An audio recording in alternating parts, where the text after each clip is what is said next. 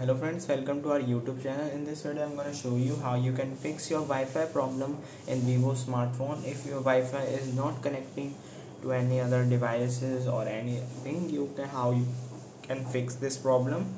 If you have just open the Wi-Fi option, and here it is, you can just tap the QR code and scan it for Wi-Fi. Or if it is not working, there is an error is showing, how you can just solve it. Before watching this video, if you have not subscribed to our YouTube channel, then subscribe it and like our video. So let's start. Open settings option, and here you can see, swipe down, you can see there is a system, and here is a reset option. Click on reset option, and here is a option reset Wi-Fi. Just click on it, and here it is reset setting. Make your own password which you have on lock screen. Make a password, and then you have to just click on reset settings, and here it is resetted, and now it is done.